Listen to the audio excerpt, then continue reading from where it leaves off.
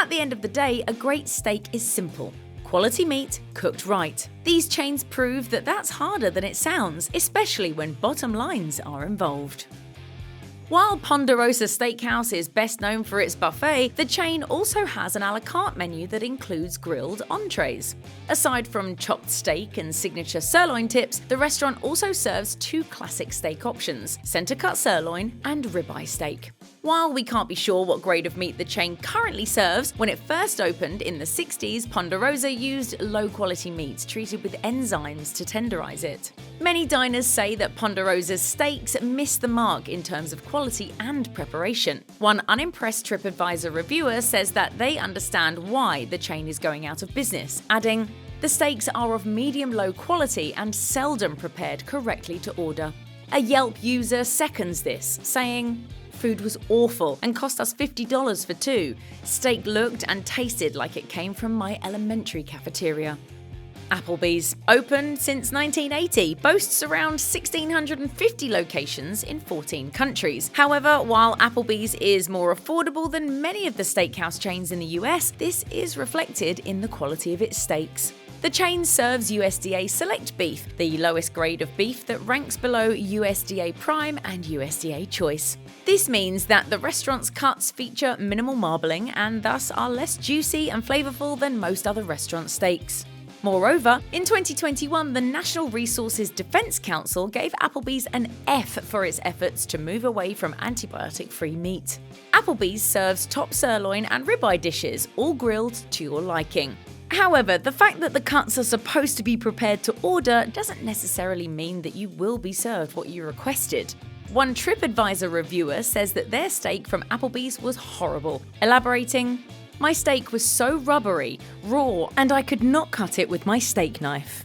They took it back to cook it more, but that did nothing as the piece was a full 8-ounce slab of fat." While their steaks also come with Aussie-fied names like Victoria's Filet Mignon and Outback Center-Cut Sirloin, there is nothing specifically down under about them. Outback Steakhouse doesn't disclose the exact grade of beef it uses on the menu, but it's likely USDA Choice, meaning it has decent marbling and flavour. So, at least on paper, the chain's steaks seem to strike a decent balance between affordability and quality. Despite their promising description, the cuts have left diners underwhelmed. This is highlighted by one Reddit reviewer who says, "I can't believe they have the audacity to put the word steakhouse in their name." A Yelp reviewer states that they were also disappointed with their meal, noting, "My husband ordered steak medium well and it came out charred. They took his steak back and brought one out that might have been medium rare."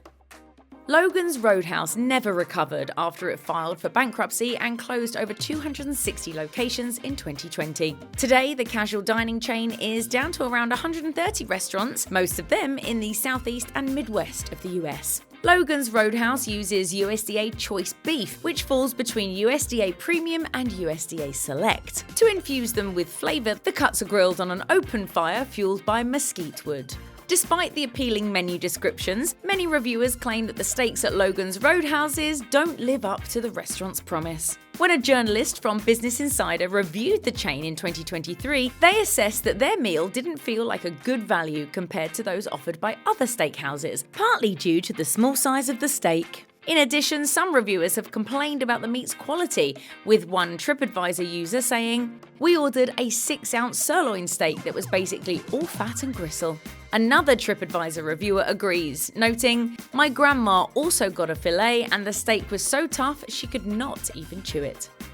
Opening its first restaurant in 1958, Sizzler's founders, Del and Helen Johnson, wanted to make enjoying a steak at a restaurant accessible to everyday diners. While this concept worked for a while, the chain eventually started to struggle to keep up with growing competition and changing customer preferences. Once operating over 270 locations at its peak, today Sizzler only has around 75 restaurants open in the US. The steakhouse offers 3 different cuts on its a la carte menu: ribeye, New York strip, and tri-tip sirloin.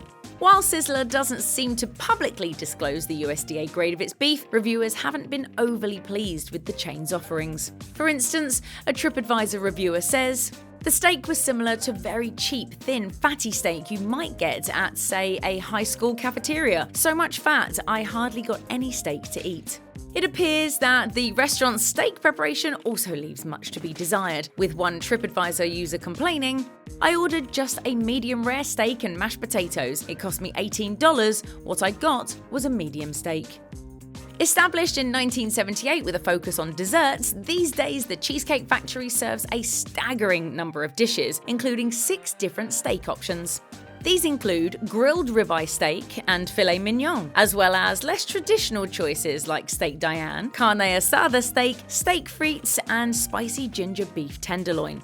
The Cheesecake Factory has not disclosed the grade or source of its steak cuts. The mere fact that we know so little about the quality of the Cheesecake Factory's beef is one reason why you might want to think twice before ordering a steak at the restaurant. The other is the underwhelming customer reviews. For example, one Reddit user who ordered their steak rare complains, "A bare minimum amount of salt and pepper, overcooked, and the green beans had more flavour." Similarly, a TripAdvisor reviewer calls the steak disgusting, adding, "The steak was terribly oversalted. The taste of the meat was clogged with salt." Sirloin Stockade, known for its budget-friendly steaks and all-you-can-eat buffet, has been in business since 1966. Aside from the buffet, Sirloin Stockade serves a range of a la carte dishes, including steaks such as sirloin, ribeye, filet mignon, New York strip, and T-bone. According to a 2020 Sirloin Stockade Facebook post, the restaurant uses USDA choice beef, which falls somewhere between USDA Prime and USDA Select in quality.